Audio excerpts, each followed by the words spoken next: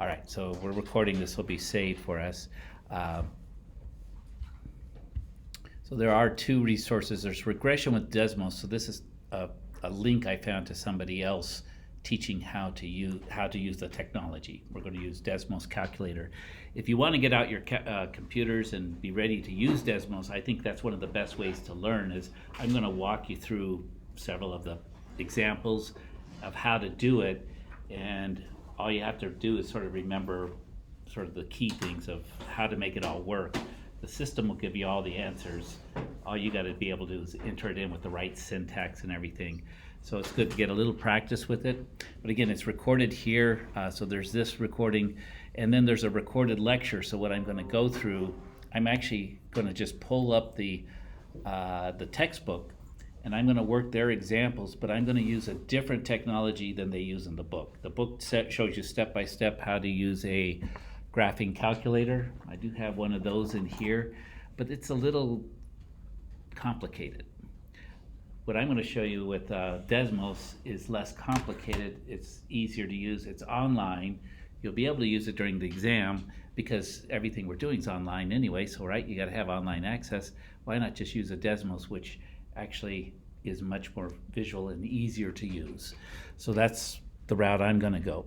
If you have a TI-84 calculator and you want to use it, you'll see the instructions for going through it are all in there, so you're welcome to do that. You could probably even find a recorded way to do it. We'll get you there. And then we'll step a little bit into the homework. But before we start into all of that, I just want to give you kind of an overview of what is this thing called modeling that we're actually going to be doing. So I'm just going to take a piece of paper here, and we'll give you an overview. We're going to draw, we'll use blue. Okay. So first of all, this is what, if you do any kind of research, you collect some sort of data. Let's say anybody into gardening or like growing things?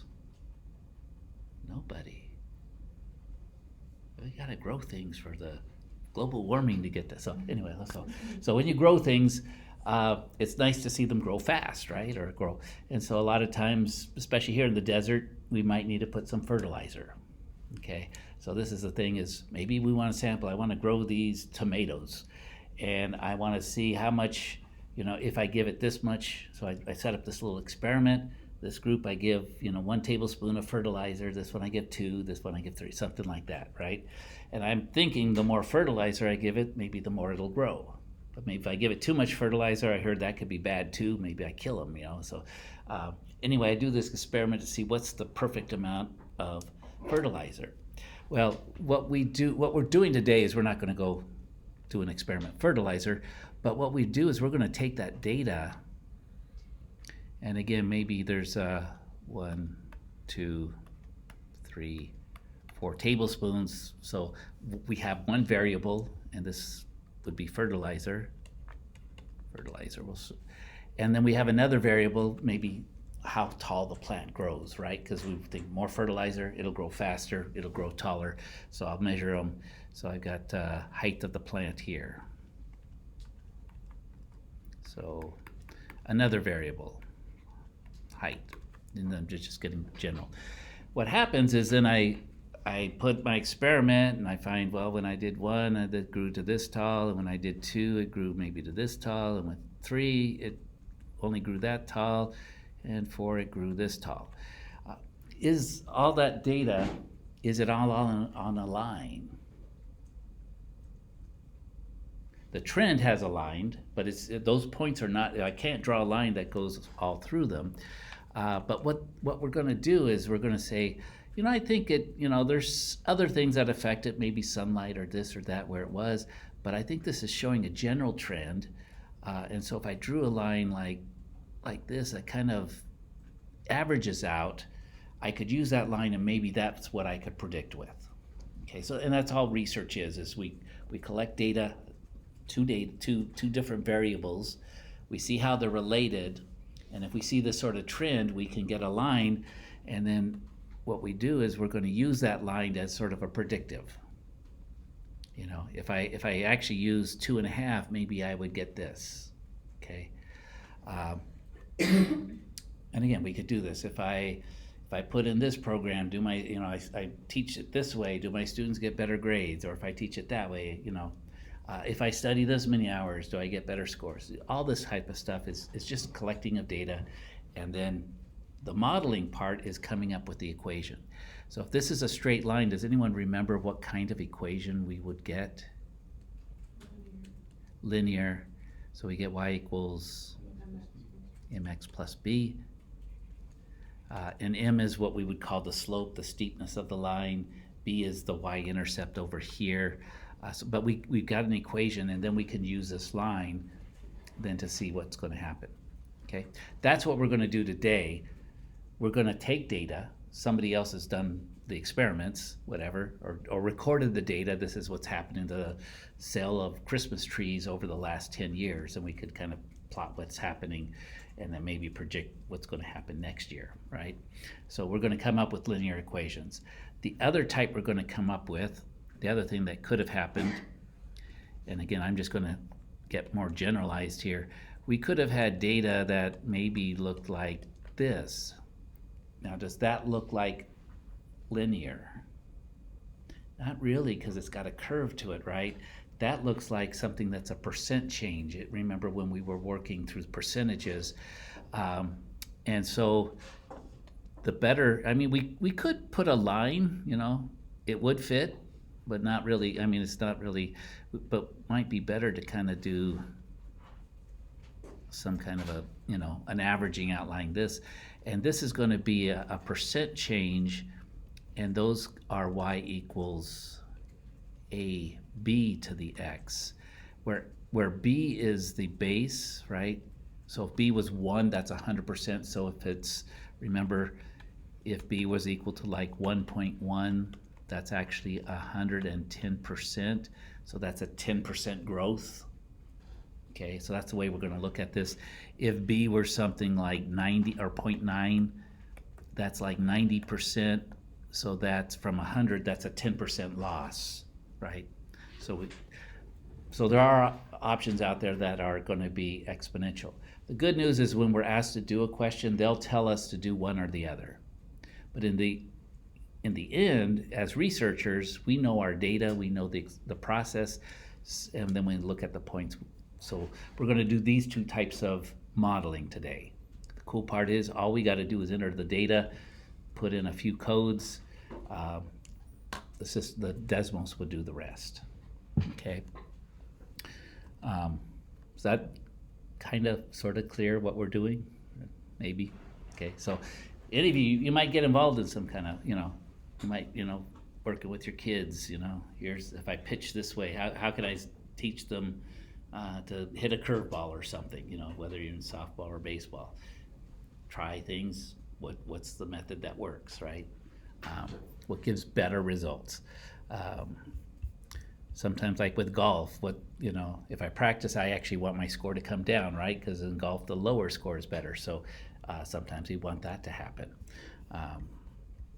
So let's go ahead. I'm going to pull up this. This is the chapter 4 modeling. We're going to go, and that's it. What we're doing is called regression. So we're going to do linear regression. So that's y equals mx plus b. We're going to do exponential regression. That's y equals a times b raised to the x. And that's the cool part is we're going to use a tool where you can actually save what you're doing. So you don't necessarily, once we get it all set up, you just enter the data and you can save it. I'll show you how to do that. You can do it with your SEC account. All you need is a Google account. If you've got your own personal account, you could tie it to that. You could do whichever you want. But that's what we're going to do is linear regression, exponential regression. We'll talk about this thing called correlation because that's how closely it all fits. And then we look at modeling up. What we're doing is called mathematical modeling. And with this, the expanded version is like car safety.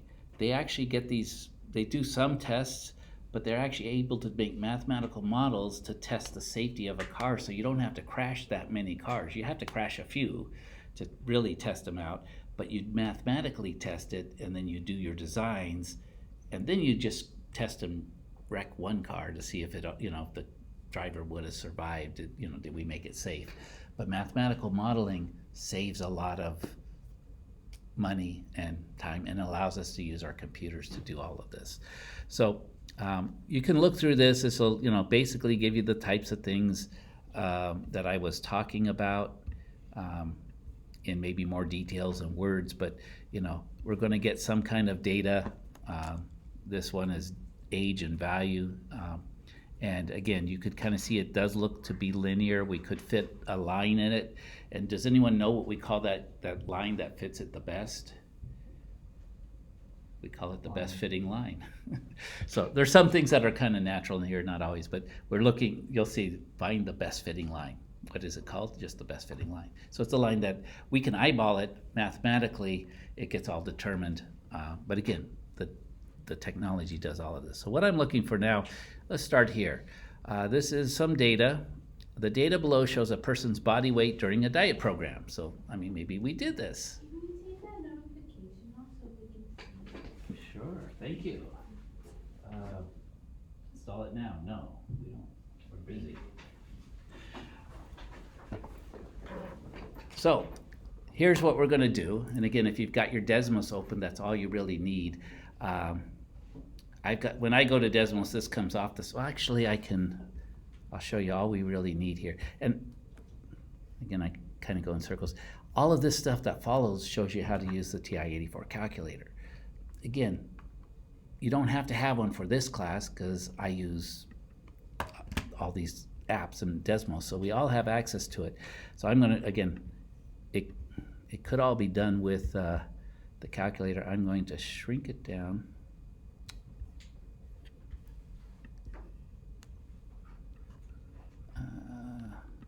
Put that over there. I just want to be so that we can see it, see the data, and then we're going to enter it into Desmos. Yeah, that's about as good as we're going to go. Put this thing down. So where we go is Desmos, DESMOS.com/calculator. If you go to just the general Desmos, it'll ask you what kind of calculator, but if you go calculator, it goes to the graphing calculator directly. But if you just remember Desmos.com, you'll get there, okay? And this is, how many of you have used Desmos before? Awesome. It's becoming more and more popular. I use it in my trig class, my online trig class at ASU.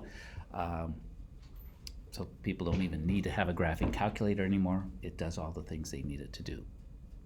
Okay, so once we're here, what you'll notice is mine, I'm already signed in, because you'll look over here, you probably have something that says sign in. And because I am signed in, if I come over to these three lines, it's remembered all the ones I've saved. And that's what I'm going to say is, so if you're not signed in yet, go ahead and sign in. Account settings. I use my ASU account because that's what I did. You could sign out and then sign in. But sign in with any Google account. It might even let you use Facebook, but or you could set up a separate account, or you could do it later. But once you sign up for an account, what it will allow you to do is you can save any graph that you're working on, give it a name, and so in the future you could just pull it up. I'll even show you. I've got, let's see, what do I have in here? I have exponential regression. I could just pull it up. I don't have to do all this stuff now. I can just pull it up. But I'm going to go from scratch. But you could save these things. I've got a regression. I've got line machine. So I've got different ones saved. In fact, I got so many saved I don't know what they are anymore. But anyway, so we're going to do modeling. From what I demonstrated, we need a graph. We've got the data, right? What's the first thing we need to do you think, with that data?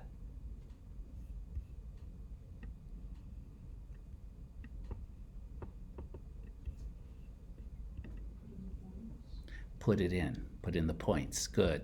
We can do that with this little plus sign. And what we need to add is a table, because we're going to put in the points, the x and the y points. So we just click on table. It comes up, it shows us x1 and y1. That's perfect.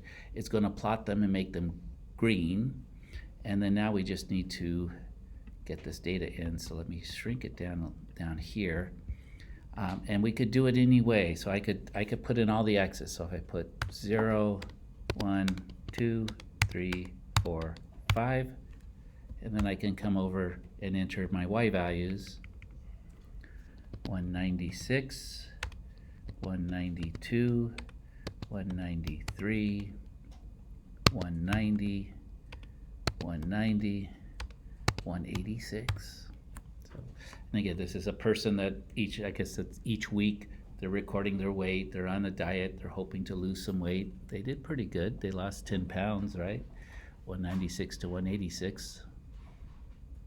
Okay, but do you see any points? I don't see any points. Why not? Well, look up. Yeah, so our graph, we kind of look, is going from 0 up to about 6, a little bit more than 6. Our data is going all the way up to 196. So if we want to see those points, here's get this thing out of the way. There's this little wrench thing, and that allows you to say the size of your window, right? Well, I've only got from 0 to 5 weeks. Those are my x's, so my x's really don't need to be too high. I could go to maybe 7, so I'm going to change that. But my y-axis should probably be up higher. I could go from 0 to, let's go to 200, right? Because my biggest piece of data is 196. So that should let me see it, which it does. Now you should be able to start seeing those dots. But that's kind of the cool part. You could also just zoom out or zoom in with the pluses. But this, the sizing of the window, you look at your data, x is going from 0 to 5. So notice I made my x-axis kind of include those. I went from 0.75 to 7. You could go to 5, whatever you want. And then my y, I had to look from 0 up to 200.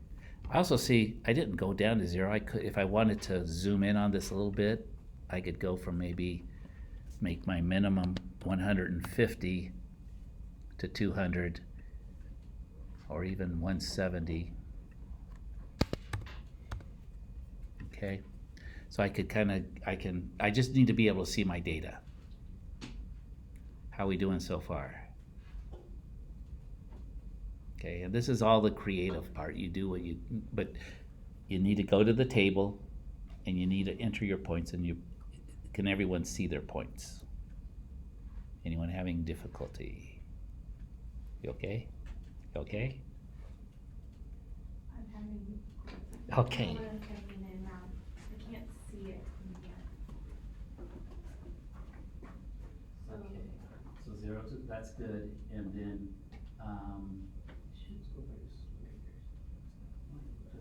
oh, you're not, that's over here. We need a table. So you're putting in actual individual data, so actually go ahead and click on each of these X's and that'll delete those parts.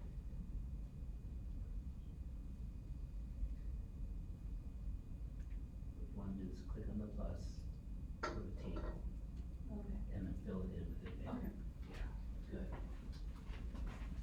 See, and once you get it going, it's all good. So we got this, and you could almost visualize, okay, if I do a line like this, it's going to fit. What we're going to do is we're going to put in a code, we're going to add a equation down here. Desmos is going to look at that data, it's going to figure out what's the best fitting line, and it's going to draw it in here for us. And it's going to give us all the information we need to do our homework. That's the part I really like. So once we got this part, okay, my table is going to draw it. And what you see is if you save this, all you have to do for like the next problem is change the data, and it kind of does it. You might need to change your window, because as your data changes, what you need to look at is different, right? We might need to look more than 200, or we might need to look someplace else, but that's what this is doing, is I'm looking, 186 to 96. I need to see at least that part, but I went a little bit bigger. And I need to see at least from 0 to 5, but I like to see a little bit more. Okay, is that okay? So that one part, This is gonna be, again, getting you so you can see your data. As long as you can see your data, what we're gonna do is, I come over here, kind of click on the table. I'm just gonna, I'll show you. I'm gonna hit a plus. Now I'm gonna put in an expression, which is like an equation or something, you know. What I want is, if this is looking linear, what kind of equation am I gonna put in? Y equals mx plus b. So I'm gonna do that, but I'm not gonna do just y, because I want it to refer to this table. So what in this table do I have? I've got y1. The cool part is I put y and then I just do the number 1, and Desmos has already kind of put it down where it's supposed to be. Okay, y1. I arrow over because I was down in the 1 now, and then I want it equal to mx plus b. Equals mx, but not just x, right? I want x1. Again, I have to sort of arrow over plus b. But nothing happened. And why is that? It's because of this equals. It's overriding my table. So what I'm gonna do, I'm gonna delete the equals, my table's back. I'm gonna put the character that Desmos wants, which is called a tilde. Your tilde is usually right up by your escape key. It's that little squiggle. The other place it is down here. If I click, notice I click on the keyboard. Where do they have it? Where's the squiggle? I think I have to go here. It's in the bottom right. Thank you. So I could get it from here, or on your keyboard you'll see that little squiggle, usually up by the escape key. And for me it's a shifted one, mine's way at the top.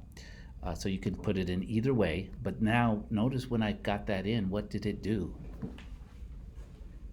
Brings up all the. It drew the line, and it actually got the equation for me. And it's got this stuff. We're going to talk about what this stuff is. This is interesting stuff. But it tells me the slope, or the m part, is negative 1.6875. So I could round that maybe to negative 1.7, or whatever the homework says to round it to. But it's a negative slope because it's going down, right? Cool. So what would that slope mean in this situation? Someone who's on a diet, losing weight, how much weight are they losing per week on average? 1.7 pounds per week. I'd like that to happen. I used to be able to lose it easier, but it's become harder. So they're losing that weight. What does the y-intercept represent? Thinking back to chapter 2. Starting value, right? So that was about their weight. Again, it's not exactly their weight was right here, 196. So it's saying it's 195.38, but this is modeling. So it's averaging out all these points, and this is the best mathematical model it can get for what happened. Because rarely does anything happen completely consistently, completely constant. We're up and down. That's what happens. And so that's what this has done for us. So it's gotten the equation. A lot of the problems will ask you, what is the best fitting line? Well, for this one, what we would enter is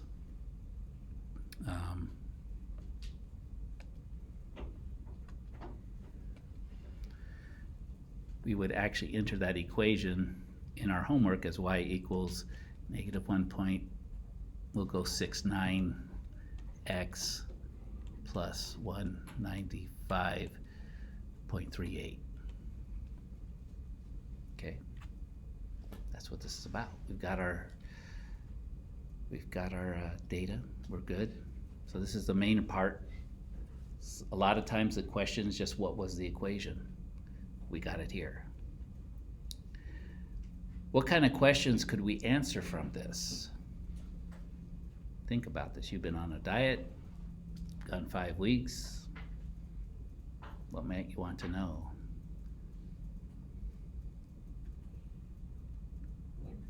Like more weeks, like you can kind of predict where it's gonna be. Yeah, in where am I gonna be in 10 weeks? This is working good for me if I keep on doing this. So we could do this with this line, right? We could predict, so I'm gonna, and again, sometimes the homework's gonna ask you to do that, but with this line, see, I'm gonna move over here. I could actually make a prediction after 10 weeks, right? So and with Desmos, you can just kind of click on it and it gives you the point. After 10 weeks, notice the 10, I should be to 178 pounds. Okay, if I keep doing this and if it keeps working. So you can actually drag and do that. Another way you can do that, it's kind of maybe easier. So they want to know in 10 weeks, 10 is a X value, right? I put in X equals 10. I get this intersection, and now when I click on it, it tells me the values, okay? It tells me that in 10 weeks, I should be down to 178.5, okay? So some of the homework questions will ask you to do that after it says, get the line of best fit, then use it to predict in 10 weeks, what will the weight be? We've just answered both those questions.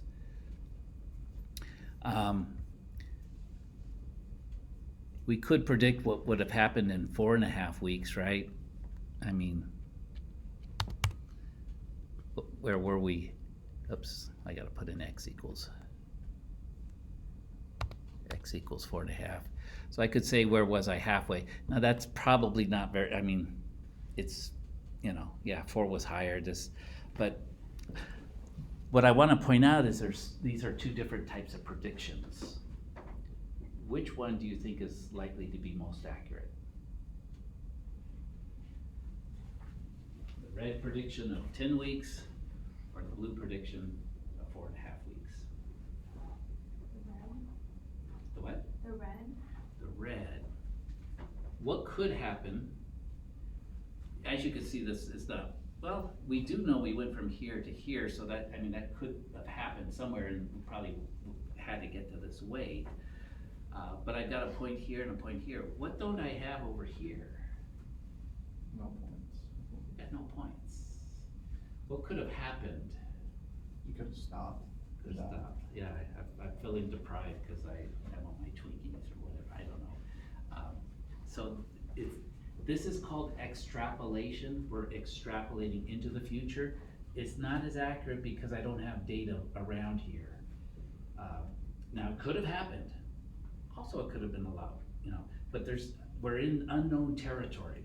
So data-wise, this is less reliable as a prediction when I extrapolate. If I go within my data, I'm safer, it's more likely to be accurate because I've got points on both sides and I'm kind of saying it's between, and I'm getting this averaging going on. It doesn't make it to be exactly accurate, but at least I know I'm in the ballpark. Over here, yeah, maybe I went back and or I went, I have no idea. There's a lot of unknowns here. So the book will talk about, and then the homework will ask sometimes, which one was that, extrapolation or interpolation? So interpolation, I'm inside my data. Extrapolation, I'm external from my data. That's how you have to remember it. So there's those two types of predictions. The whole key of this is, as consumers, we get all sorts of research type things. It's important to know, are they extrapolating from their data that this is what's going to happen? That's less likely, or have they interpolated into their data so that's more reliable? Again, it doesn't mean that this is any wrong or anything, because if I do stay on that, this is still a fairly good prediction as long as conditions stayed about the same. But if something changes, okay, so that's two main concepts. Interpolating data, being within my data, I could say what happens, so maybe I didn't record for a week. I could say what I probably was. I can interpolate, but extrapolating, there may be some problems. So those are two concepts that'll come up. The other concept, and I'll have to go up to the line itself. I'm kind of, oops. Again, that's what's kind of cool. You can figure out all these different ways you can move your window around, how you, even without trying. We're going to come back up here. Let's talk about this, and then we'll practice a little bit more, but this is pretty much all the concepts we're doing. So this is the statistics part, and we'll come back to this when we get to chapters 8 and 9. I think we'll do some statistics, so we'll be kind of using this again, because that's really what this is based on. These numbers, the one we're going to focus on for this one is just the value of R. R squared is another type of statistic, and we'll talk about that later. But R itself is telling us the correlation. So you'll see that in the book. It's called correlation. What is correlation?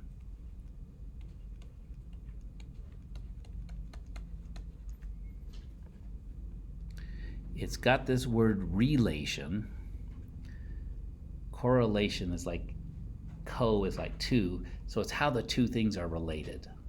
Okay, if this R value is close to either -1 or +1, those are the ends where the correlation would be like perfect. If it was -1, it would be decreasing, but every point would actually be on the line. +1, it would be increasing, but every point would be on the line. So as we get away from either +1 or -1, this one's negative. Let's see, let's make that a little bit, -0.9354. That's pretty close to -1, right? So it's saying that this is actually a fairly good fit.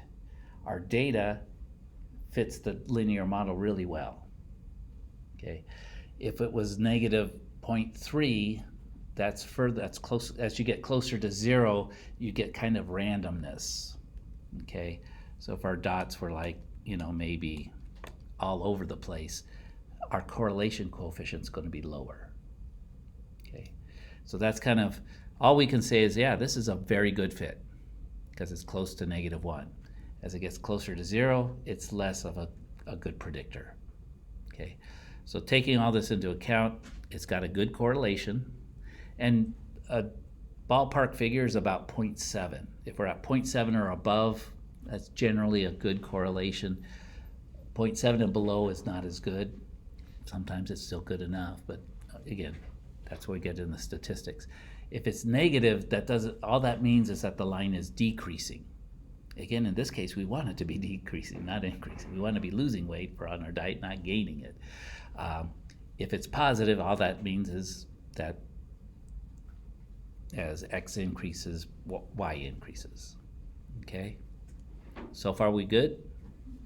Okay. So let me, how do I clear all that? I think I just go with this. We'll delete it all. Okay? So that's all we need to be able to do really to answer all the types of questions. Come up with the equation and then use that equation to make predictions. However, let's see.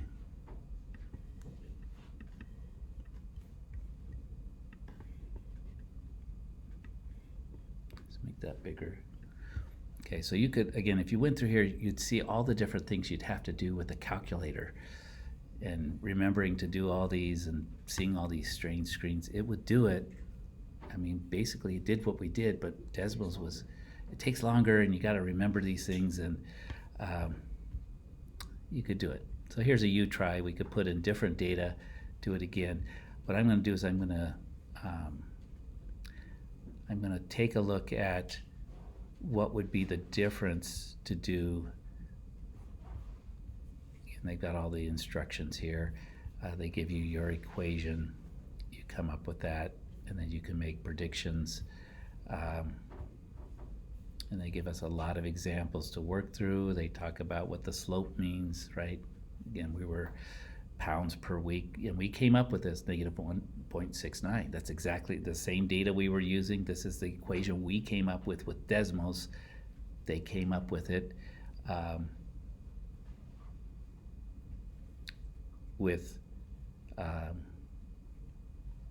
probably the TI calculator. One thing I didn't talk about is what if we want to say maybe my goal was 185? How do I know when I get to 185? So that question's a little bit different. Obviously, we're kind of close there. To answer that question, instead of saying what happens in 10 weeks or 4.5 weeks, I say my goal, actually let's say our goal. Y equals 185. Yeah, so then I put in y equals 185. And I get that intersection. That's what's nice with Desmos. I just click on it. Oh, into the 6th week, I'll be there. So just, I'm almost there. And so I can get that. Well, what if I say, okay, let me make my goal 180? I can do that. I get my horizontal line at 180. 9 weeks. Okay, hang on. Get to my 180, whatever, you know. So we can do any kind of prediction. Here's a goal I want to hit, a Y value goal, or if I know what X value I want, hold on for 10 weeks, what am I going to be at? I can answer either one just by putting in either Y equals a number or X equals a number. It'll intersect. I click on the point, I got it. Okay, so that's in the homework, they will ask all these different types of things. Okay, and they talk here about extrapolation. Again, if you're going into the future, that's extrapolation. So actually, Y equals 185, even though it was close, it was still extrapolation because we don't have any points on that side. And like my example with the fertilizer, sometimes it does happen, you put in just too much, a little bit too much, you burn the roots and the whole thing dies. So instead of getting a taller plant, you get a much smaller plant. Okay, so that's why anytime when we extrapolate, it's riskier. We don't know, we're going beyond our experiment, beyond our data.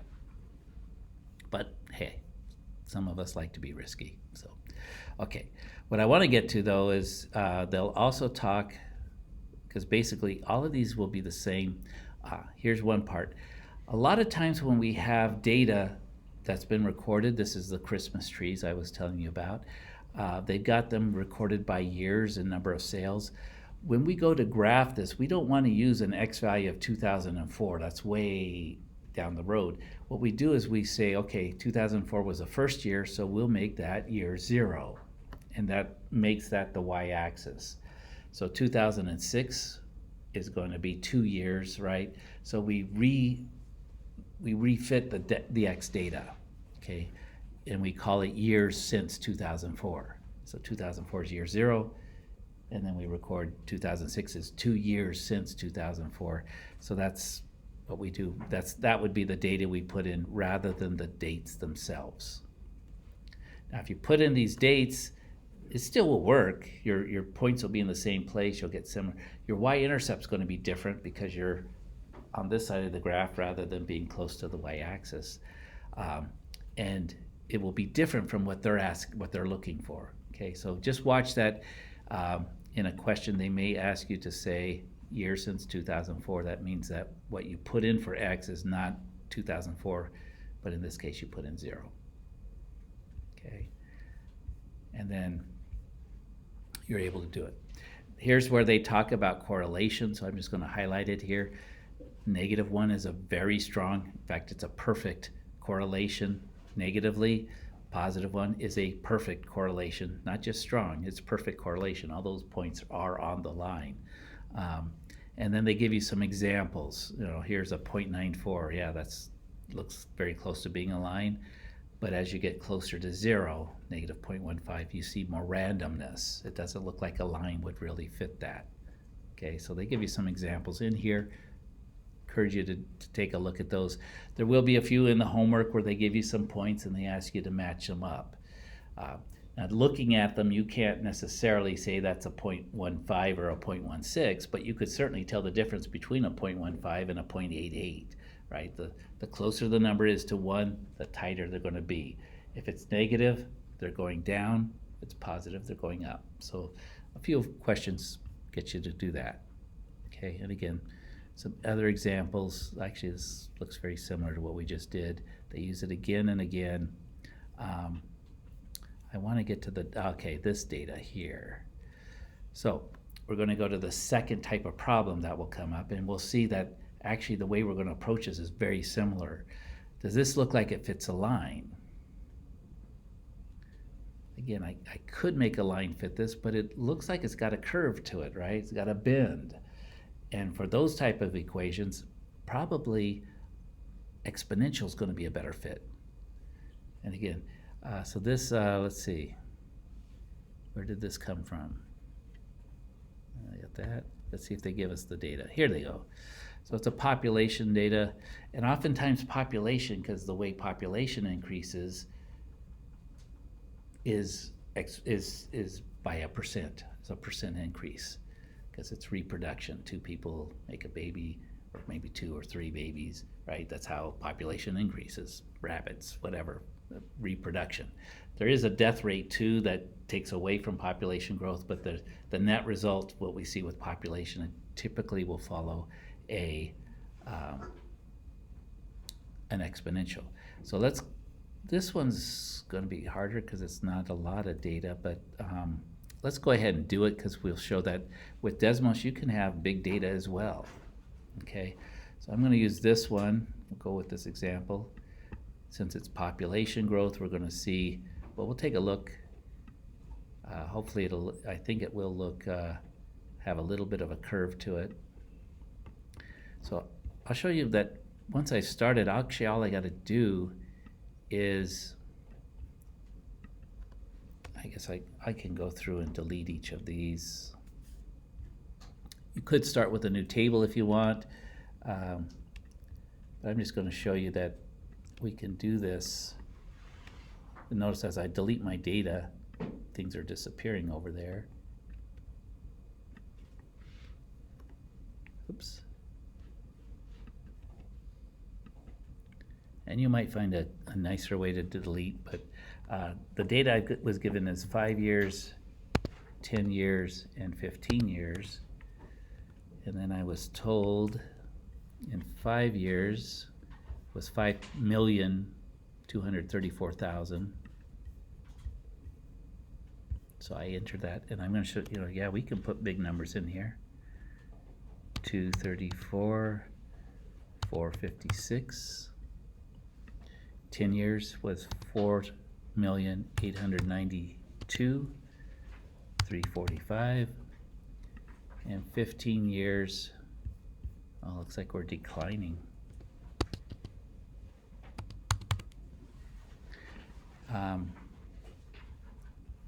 And now, again, I've left one of the things you can do with Desmos, like I don't want the linear thing to be turned on, I can click on it and that turns off the line.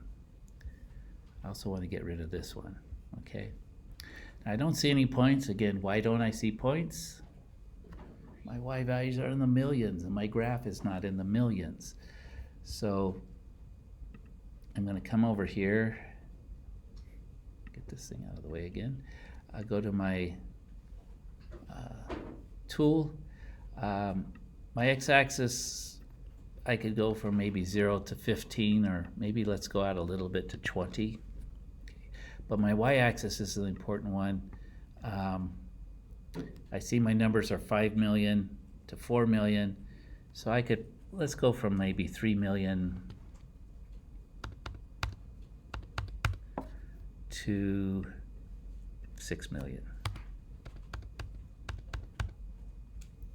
And all of a sudden, when I do that, I start to see my points.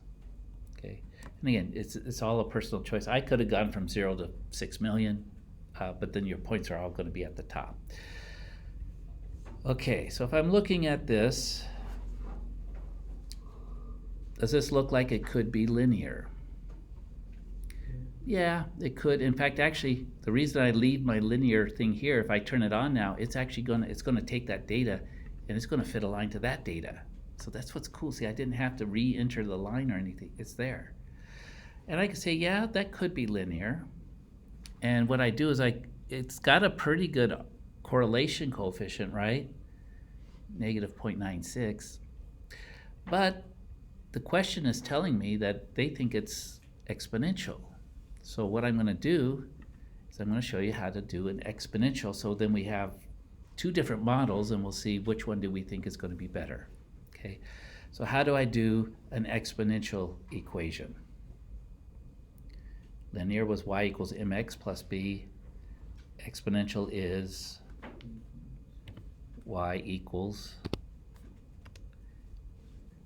and again, I don't use the equals, I use that tilde, and then I can use any letters I want, but how about just a and b? A, b raised to the x. So I put an a, and then I just put a b next to it, and I do raised. The exponent key is on the 6, the shifted 6 will get you that. Or you can also use this a to the b here, that's going to give you an exponent. But I need to put in x, and remember, not just x, but x1, yes. And it anticipates. And when I do that, I'll get an exponential. And what you start to see is that's a purple line, and it does have a bit of a curve to it. It looks close to the linear, but it's got this curve. Now, I'll let you know this is not the right answer. Notice there's this little box here that says log mode. You need to check that. That's the one that the TI-84 uses. Okay, so check that box, and now our exponential equation is actually going to be the correct equation. Okay, and you might, just to kind of get things out, turn the linear off. Oh yeah, that actually does look like a little bit better of a fit. And we get a R value of negative 0.962 instead of 0.969, well, whatever. But for this one, notice how we would write the equation in the homework is they're giving us our value for A down here and B.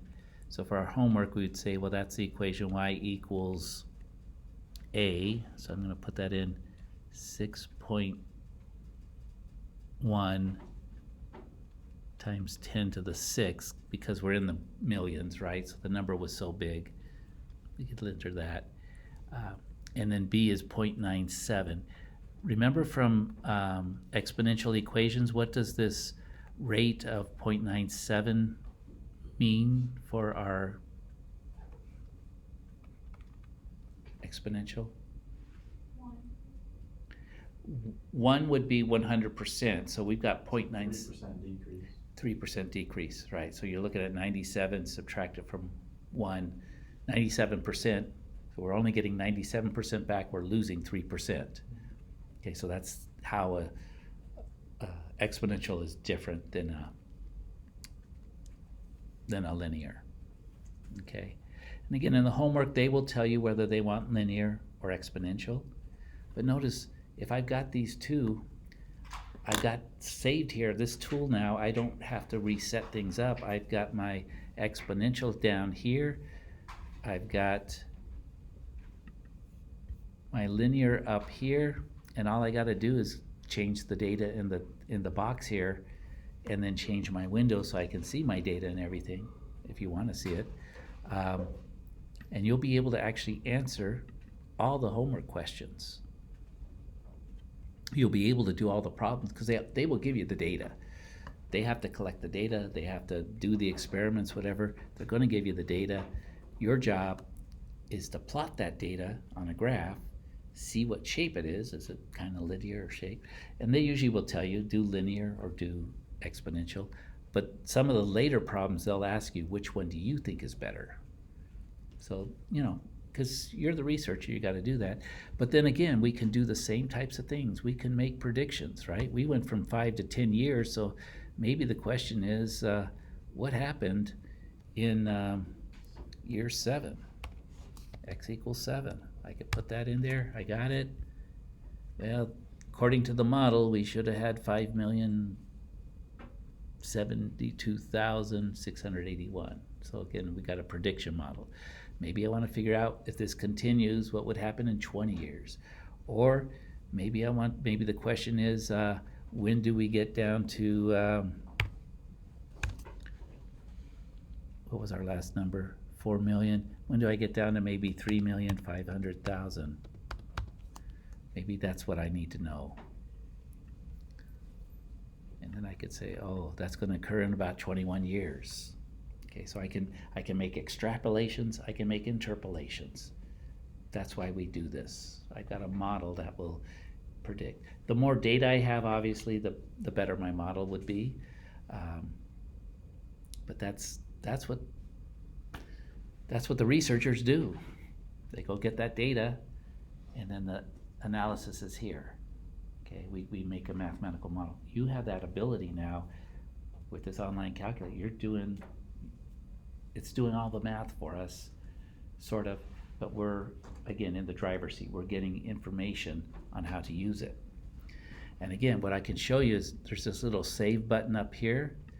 Click on that if you're logged in, and you can name this anything you want. And like I said, that's why I've got multiple ones. Maybe I call this my regression, or maybe I call it my chapter 4. Whatever you need to call it so that you remember it, because once you save it, I'll call it chapter 4.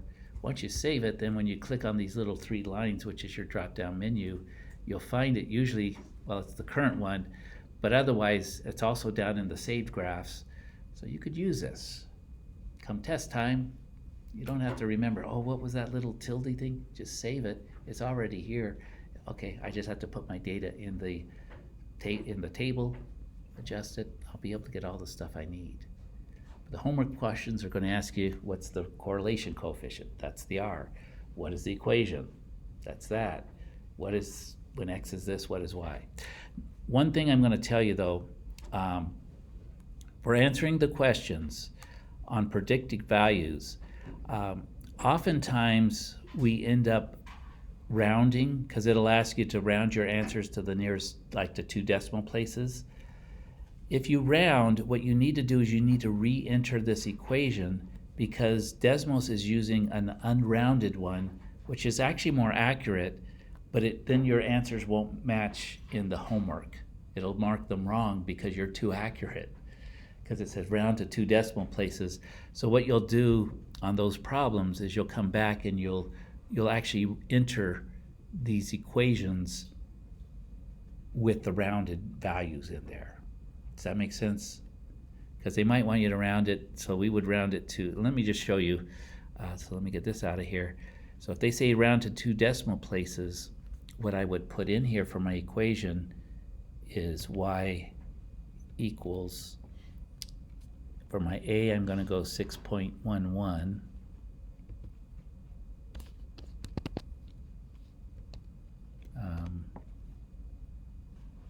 I don't know if I can.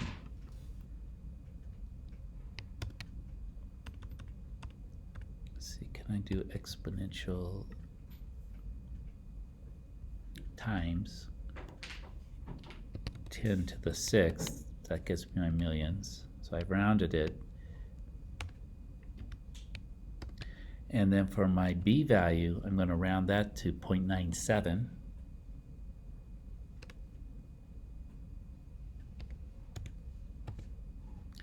And we'll raise that to the X power. And notice, that's my red one. Is it the same one? It's not. But that's what the homework said, round it to the 2 decimal places. It's not as accurate, but it's what they wanted. So now when they say what's going to happen, when are you going to get to 3.5 million? When is Y going to be equal to 3,500,000? Notice my predicted values are very different. The red one, which is the one I need to use for the homework, says it would happen in about 18 years, because it's using they're using a rounded model.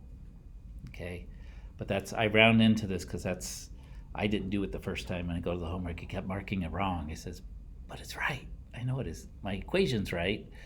Oh, they wanted me to round the equation. I have to use the rounded equation when I go to answer these other questions.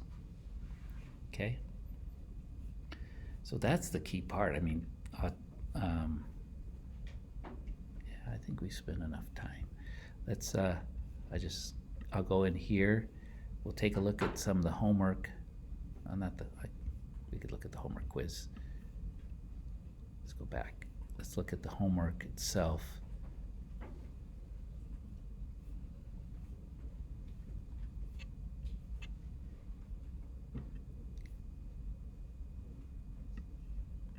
Just to kind of preview the types of questions we're going to get. So again, they'll ask you to, here's some data.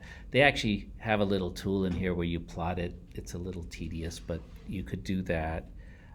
Then there's this one, they ask you to do linear regression. You're just going to take this data, put it into Desmos, and I'll show you, you can sometimes copy columns and then paste.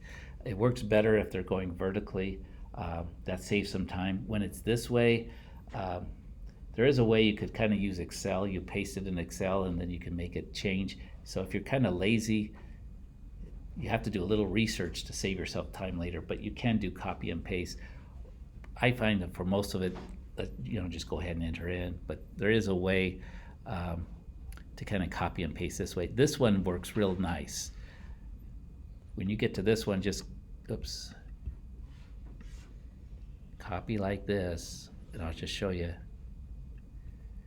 So I'm going to copy this. I'm going to do a Control V, let's see. I'm going to Control C because that's the best way to do it. And I'll show you, I'll come back over to my data here. I'm going to go here. I think if I go Control V, which is paste, well, it pastes it into a new table, but that's kind of cool. What do I need to do now? I delete the other one, but notice now I've got X3 and Y3. So then I've got to change my equations a little bit, but yeah, delete that one, delete that one. I got that one. And then I could come here and say, okay, I don't want Y1, I want to use Y3 and X3. And all of a sudden I would have, there's my data. Where's my line? Oh, I have it turned off. Turn on your line. So notice how it can be as quick as that. So when you've got data, you can copy, paste it. Have fun with it. That's, that was kind of fun. If you want to, if you've used Excel before, I found a way you can do that. And then there's called a transform where you make it so it's up and down, horizontal, and then you can copy and paste it in. I do it a lot, again, I do it semester after semester, so it was worthwhile. But other than that, sometimes it might just be faster to type it in.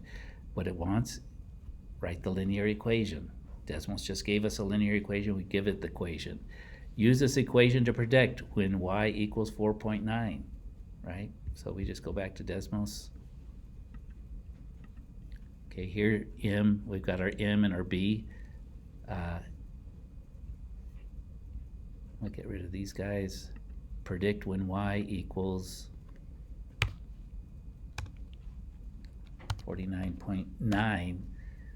Again, when I go to do this, what I have to make sure is if I gave the homework a rounded equation, I need to put that rounded equation in. So this is negative 1.7769 in the homework. Right, each equation is round all values to 3 decimal places. I actually can't use the one that Desmos gave me. I need to put in a rounded one. So 3 decimal places is going to be 1.777, right? Because the 6 gets rounded up. So actually I have to come down here, click there, y equals negative 1.777x, and then the y-intercept gets rounded to 3 decimal places. It's going to be 88.341.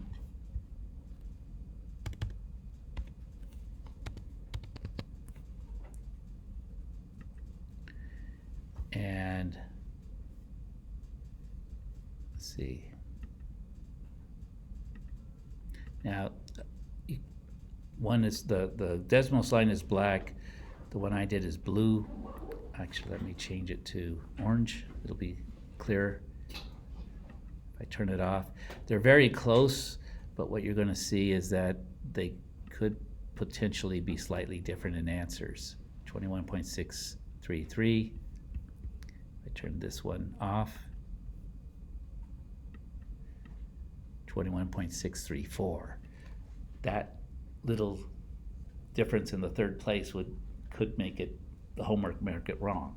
Okay, so just, if it asks you to round the equation, make sure you put the rounded equation into Desmos, and then your answers are going to match theirs. Okay, again, in this case, it doesn't make that much of a difference, but it would when you insert the answers. So that's the kind of the keys part of it. Put in the data, and notice what it did was kind of cool. When I pasted it in, it actually adjusted my window to that data. Desmos is pretty smart.